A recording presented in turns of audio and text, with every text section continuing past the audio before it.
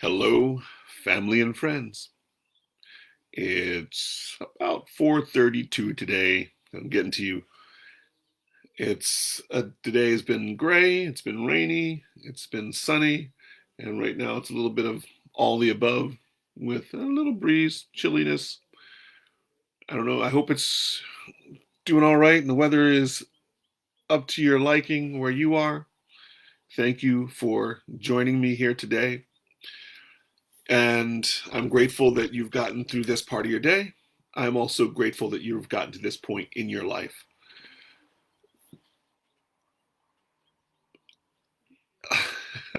So, a lot of what I do right here is stream of consciousness, is improvisation into the moment, is opening a channel to the divine in how I address you, how we speak, and how we come together, which is a lot of how I work in my life. And when I'm working with, there's a child who's about to come through the doorway here to sneak, yes, you may. Had to ask me a question of whether he can have a snack. Um, and it's what when I work with folks as we, and am there for them in their lives. I don't, because I have a hard time calling it coaching. It's not life coaching. You don't need coaching in life. And yeah, there's a space for that for life coaches. What I look at the holistic thing is looking at all of that, and also opening up to who I am to be able to share the information that I've gained, the information that I'm constantly gaining, because I'm constantly gaining information, researching things, reading a lot, audiobooks, you name it. That information is coming in, and everything from Think and Grow Rich by Napoleon Hill, Brendan Bouchard, uh, Brene Brown, Oprah Winfrey, Tyler Perry.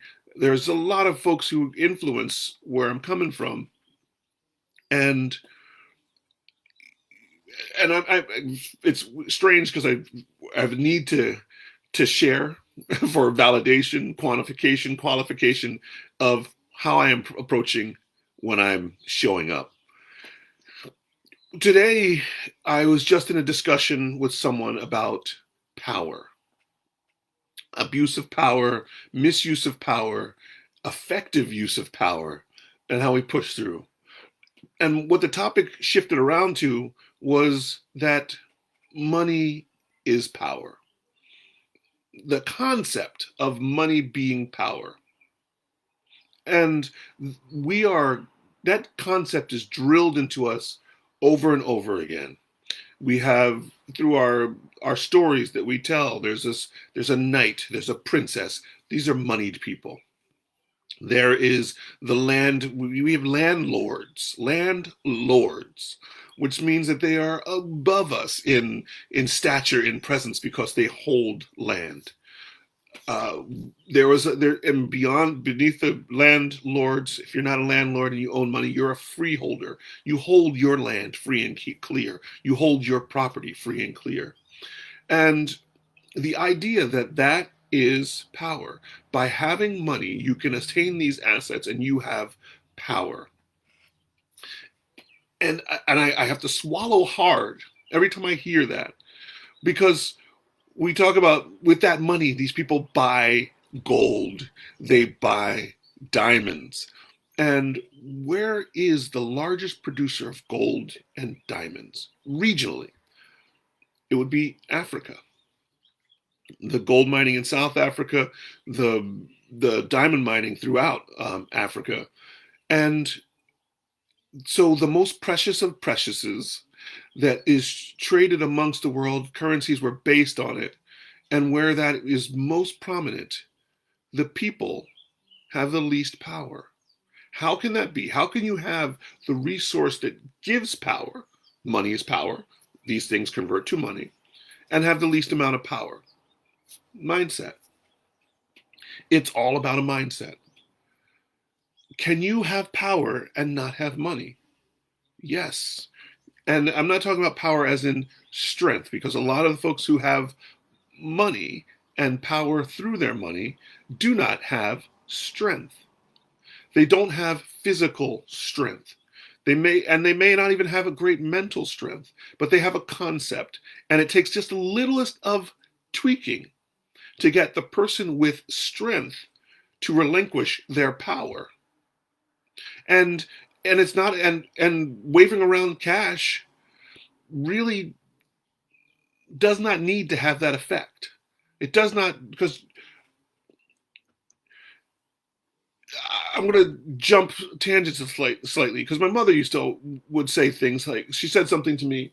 She said, Jacqueline Onassis, who was married, Jacqueline Bouvier, who married JFK, and was his wife when he was assassinated, then married Aristotle Onassis. And both men come from moneyed families. And with the death of each spouse, with the marriage to each spouse, she gained a great deal of money. And none of that money could prolong her life. None of it. One of the things my mother would say, no matter how much money she had, she couldn't buy herself another day. And I look at JFK. The man was moneyed. He was also the president, had great power, but he couldn't buy himself another day. Uh, Robin Williams worked himself up through what he did, gained a great deal of wealth and money. It didn't buy him peace of mind. It didn't buy him another day. And it may have bought him things, actually, early in his career, the money actually bought him more problems. He was able to afford a lot of the drugs that helped him shift his altered thinking with the money that he had. So it's mindfulness that is the power. The money may be a tool, but the power is in the mind. And we are all capable of great power. Where I would love to shift, and this is the shifting, basically the shift is you. The shift is in you, and the shift is you. Is your mindfulness. How are you able to enact the change that gives you the power? And not just dominance over, but the power to have your voice heard. There's many of us, there's folks happen right now, Stand with Ahmaud Arbery, who is, we don't need money to fight for justice in that case. We need voices and minds that are strong enough to reach into the ears and the minds of others in order to enact that change. For all of the things within the Me Too movement, for all of the things within the Black Lives Matter movement, it's not just the money that will gain us the power. It is our minds and how we use them. We will see, and I'm not prophesying anything, but there will be yet another champion that comes forth, like a Stephen Hawking's, who you would dismiss from visual imagery because of what they look like and where they stand. Stephen Hawking's being in his chair, there will become another who will shake our thinking, because they will not look like a person of power. They may even have money, but they will use their mind in a way that rocks the world, that changes everything. And I'm not saying wait for that to happen. Don't wait for this thing to come to fruition. Because I would hope that it's one of us right here. One of us, one of those of us who are listening, and maybe even me. I'm willing to step up and say, I'm going to use my mind to make the difference. And that may garner me finances, that may put wealth in my pocket. The intention is not on the wealth. The intention is using the mind to change and to empower others. To empower you listening. What is your opus? What is that thing that you want to do? What is your goal? Now, put that in your mind first. Unlock your mind mansions, your mind palaces, and go into there and get the resources to do that thing, to create that opus. Now, people say, oh, but if I do my opus too soon, then no, you'll come up with another opus. If it's too soon, it can't be too soon. It happens when it needs to happen. And right now, we're waiting. for your opus. I'm waiting for my opus. No, I'm not waiting. I am working towards my opus. And this, we are in a space and time. It doesn't mean you have to go do more, get all of it. It means you have to go step into here. Step into the mindfulness. There are many tools that you can use to help you step into that mindfulness. There are meditation practices. I have mentioned before that and this is not an ad for them. It's just something that I've been using. Insight Timer. Is a great app to just track your meditation. Also help you step into meditating. There are others that are out there, and I think there's one that comes with the iWatch or the Apple system. And so if you just type in meditation, if you're in the App Store, or if on Apple, or if you can go and Google through any of your app suppliers to find a meditation app. It's a great way to start. It will help you to reshape how you think. And that's not to say your thinking is broken, but imagine if you can retool your mind to be more powerful. Imagine what would happen if you could retool your mind, craft your thinking process to be more productive. And that doesn't mean just because you can have stuff around to doing things, it just be more productive for your whole system. Imagine if you can program your mind to do all the things that we're getting extra stuff to do. Heart monitor. Oh, I can program my mind to really let me know what's going on in there on a minute level. Yes, you can. I've done it. Your breathing. How do you change that? You can program that. What about working with others and how you listen and how you hear, picking up a language? All those things we can reprogram to accept new changes and new ways of being. So this power is money. Money is not the power. I really believe mindfulness is the power. Mindfulness is the power. And that's not filling up your mind, but it's using your mind fully. Fully using the mind for life, for living, for being. This is the power. And you, we are the powerful. As long as we listen to the ones who don't have the power tell us that we don't have the power, and we accept that, then we'll be the sheep. We will be within the flock, just moving along with the person without power doing their thing. Which reminds me of being in the circus. So in the circus, we have elephants. And a baby elephant, you basically take a baby elephant and you tie it with a really heavy chain, or you attach a really heavy chain to its leg and you stake it out. And it'll attempt to pull from that chain because it wants to wander. It's a large area wandering machine. It wants to wander. That chain will keep it from going. And you just keep it on there. You repeat that process for a while. Within a period of time, the elephant will stop trying to pull against the chain because it knows it can't break it. At which point, it only takes the smallest strand of rope to restrain that elephant.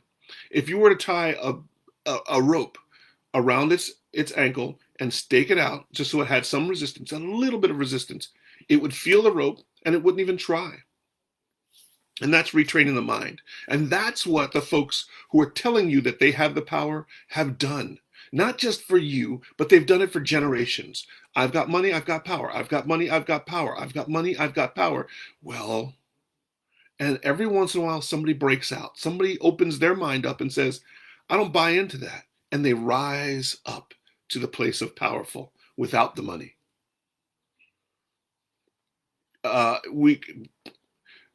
There are many that have done that. Mother Teresa had great amounts of power, and she gave up it all in her religious pursuits and beliefs. There was not money behind her power. What was behind her power? Compassion, caring, loving. A large church. There, and it's not a side, but it is a kind of a comical. There was a church there, and she wasn't the most powerful within that. No, she was maybe the most powerful within that. She wasn't the highest ranking in that.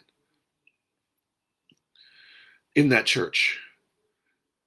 So I I challenge you to do the work, to be open the mind, to create a space of your power, to create a world of your power, to step into your power. And that power is so there's a really great thing that happens with that power. That power is enhanced by compassion. That power is enhanced by the openness. And that doesn't mean just blanketly open. There's an openness there, and that openness will create boundaries that are of protecting as opposed to closing off and creating a boundary of protection. Openness, the power of the mind without qualification. Crazy that. Without qualification. Your mind may not work like anyone else's mind, yet you are a part of the solution. Imagine that we're all pieces of a larger puzzle, and when we fit together, this whole thing works beautifully. And the whole thing I'm talking about is human life on this planet, human life in this galaxy, human life in the universe. We, by tapping in to the power of our minds, create a power that is greater than anything else that we could devise. It's greater than money. It's greater than gold. It's greater than diamonds. It's greater than material things. We have that power. I am going to read something today, which I'm just pulling out of thin air. I will take the bookmark out of this book. I will pull something out of here out of thin air.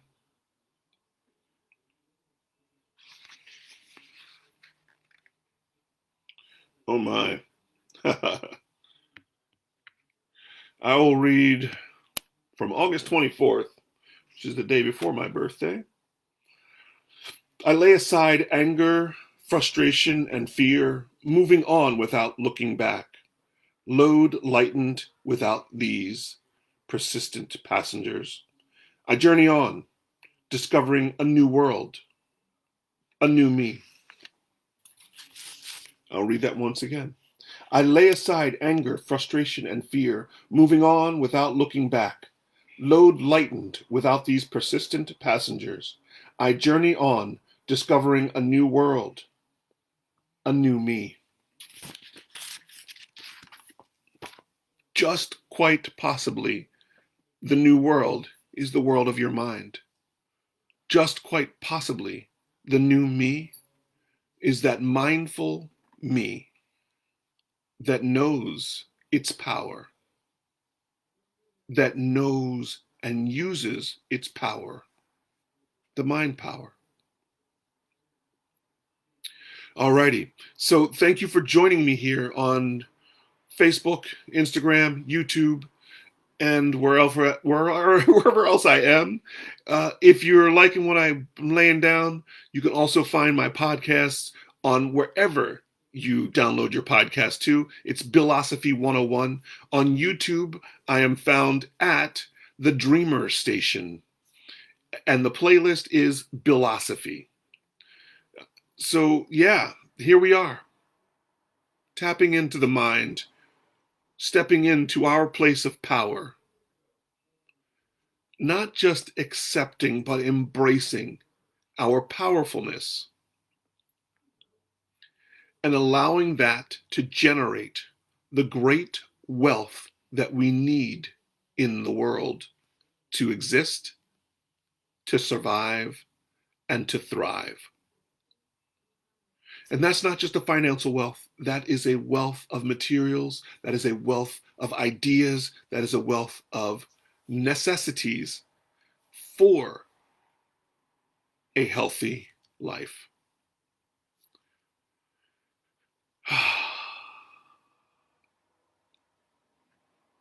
Yeah, just breathing into that space of knowing that you are worth the power, that you are worthy of the power, and that you are powerful.